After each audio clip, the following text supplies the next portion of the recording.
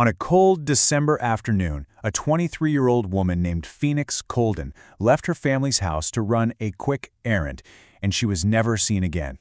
What happened next is one of the most baffling mysteries out there, and it all starts not with a person, but with a car, just left on the side of the road. So let's start with the date, December 18th, 2011. This is where it all begins. A police officer spots a car that looks like it's been abandoned. You know, it seems like a routine call, something they see all the time. But this one discovery, it would become the first and maybe the most important piece of a puzzle that, even a decade later, is still completely unsolved. Yeah, the whole investigation really kicks off with this unsettling discovery. A car found in a really weird place, filled with clues that just make everything even more mysterious. Okay, so Phoenix's SUV, a 1998 Chevy Blazer, was found on St. Clair Avenue in East St. Louis, Illinois, and the location itself is the first big question mark. See, it's just across the Mississippi River from where she lived in Missouri. We're talking about a 25-minute drive from her house in Spanish Lake. That's it. It's so close, but it's just across state lines, and that little detail would turn out to be a huge problem for the early investigation. But honestly, the real mystery wasn't just where the car was, it was what they found inside. Inside the SUV were her purse, her ID, even her glasses. I mean, think about that. These are not things you just leave behind if you're planning on being gone for a while. This whole scene kind of points to one of two things. Either she thought she'd be back in just a few minutes, or she was forced to leave in a hurry. And here's where things get really frustrating. Because the car was found across state lines in Illinois, the police there just logged it as abandoned. No one connected it to a missing person in Missouri. This means her family wasn't told. So for 9 critical days, the single most important clue in the case was just sitting in an impound lot, while her family was out there searching frantically for any sign of her. To even begin to understand what might have happened, we have to know the person at the center of all of this. So who was Phoenix Coldon?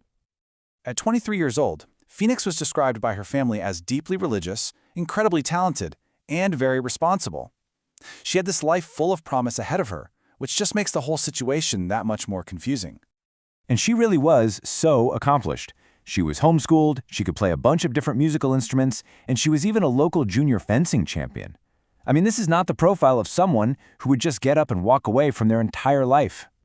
Her parents, Goldia and Lawrence, remember it as a completely ordinary afternoon. Phoenix was just sitting in the living room right before she said she was heading out. There wasn't an argument, no signs that anything was wrong, absolutely nothing to hint that it would be the last time they'd ever see her. All right, let's break down the timeline of that day, December 18th, because the window of time we're talking about here, it is shockingly small. Okay, look at this. At 3 p.m., Phoenix leaves her house.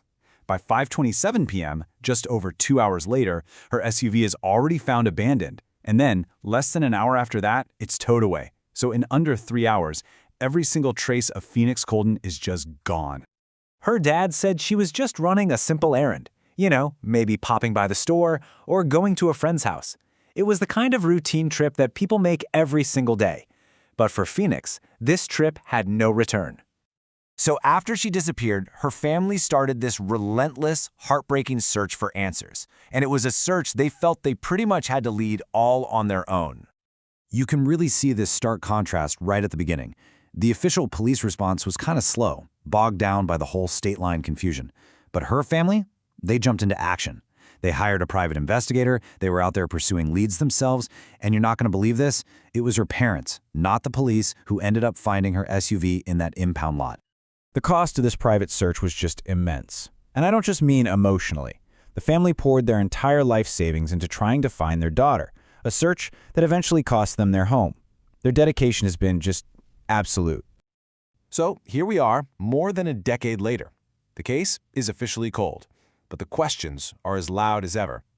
What does the evidence, and maybe more importantly, the lack of it, actually tell us?